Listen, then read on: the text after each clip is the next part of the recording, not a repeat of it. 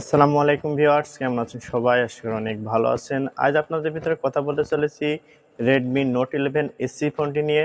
এই Redmi Note 11 SE এই ফোনটি কিন্তু খুব শীঘ্রই ইন্ডিয়াতে লঞ্চ হবে এবং আমাদের বাংলাদেশেও খুব শীঘ্রই অফিসিয়ালি লঞ্চ হবে।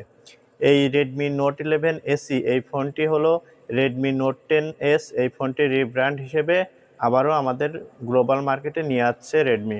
এটি ইন্ডিয়াতে লঞ্চ হতে পারে 13 থেকে 14,000 টাকার ভিতরে এবং আমাদের বাংলাদেশে যদি এই ফোনটি অফিসিয়ালি আসে তাহলে 20-22 হাজার টাকার ভিতরে এই ফোনটি আমরা পেয়ে যাব।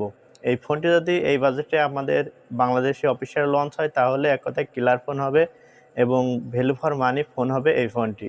আজ আপনাদের ভিতরে এই ফোনটির বিশেষ কিছু ফিচার নিয়ে আলোচনা করা হবে, তাই ভিডিওটি সবাই লাস্ট পর্যন্ত দেখতে থাকুন। নামাজ বাদ দিও না বন্ধু, এপারের চেয়ে ওপারের জীবন বেশি সুন্দর।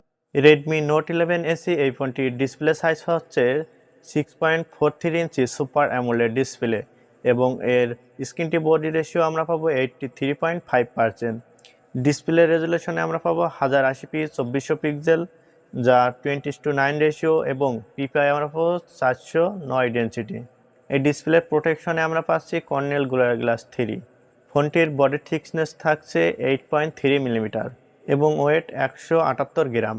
অপারেটিং সিস্টেমে এই ফোনটিতে আমরা পাবো অ্যান্ড্রয়েড 11 এবং রেডমির নিজস্ব MIUI 12.5।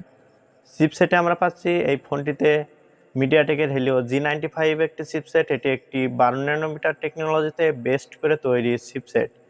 এই চিপসেটের আমরা সিপিইউতে পাবো অক্টাকোর, যার দুটি কোর রান করছে 2.05 গিগাহার্টজ কর্টেক্স A76 এবং 6টি কোর রান করছে 2.0 গিগাহার্টজ কর্টেক্স A55 বেস্ট। এখানে জিপিইউতে ব্যবহার করা হয়েছে মালি G76 এবং MC4। এই মিডিয়াটেকের হেলিও G95 মূলত গেমিং চিপসেট। এই চিপসেটটা দিয়ে আপনারা খুব ভালো মতন গেম খেলতে পারবেন। যারা গেমিংয়ের জন্য ফোন কিনবেন এবং ফোনটি হতে হবে আপনার ব্র্যান্ডের একটি কোম্পানির ফোন, তাহলে এই ফোনটি আপনারা কিনতে পারেন। যেহেতু এখানে মিডিয়াটেকের হেলিও G95 চিপসেট আছে, আপনারা অনায়াসে সব ধরনের গেম এখানে প্লে করতে পারবেন। এই ফোনটি 3টি র্যাম ভেরিয়েন্টে লঞ্চ হবে, 6GB, 6GB এবং 8GB। এবং স্টোরেজ সলিউশনে আমরা পাচ্ছি 64GB, 128GB এবং আরও একটি যে ভ্যারিয়েন্টটি সেটি হলো 128GB। এই স্টোরেজ সলিউশনে আমরা কিন্তু UFS 2.2 এর সাপোর্ট পেয়ে যাব।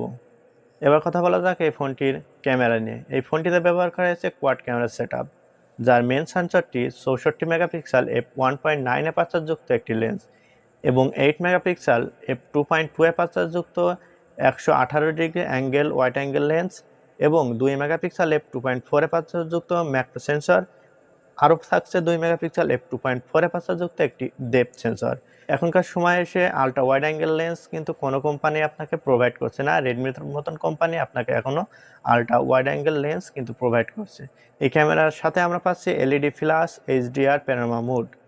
সর্বোচ্চ ভিডিও রেকর্ডিং করতে পারবো আপনার 4K পর্যন্ত এবং 1080p 30fps 60fps video shoot করার সুবিধা আমরা পাচ্ছি। এই ফোনটিতে সেলফি তোলার জন্য আমরা পাচ্ছি একটি 13 মেগাপিক্সেলের ক্যামেরা, যার অ্যাপারচার f2.5। এখানেও আমরা HDR এর সাপোর্ট পাচ্ছি, সাথে 1080p 30fps ভিডিও শ্যুট করার সুবিধা পাচ্ছি। এই ফোনটির পেছন সাইডে ব্যবহার করা হয়েছে 3.5mm headphone Jack, loud speaker এবং USB Type-C পোর্ট 2.0। ফোনটির ব্যাটারি ক্যাপাসিটিটা আমরা পাচ্ছি 5000 মিলিঅ্যাম্পিয়ারের একটি ব্যাটারি এবং 33 ওয়াটের একটা ফাস্ট চার্জার।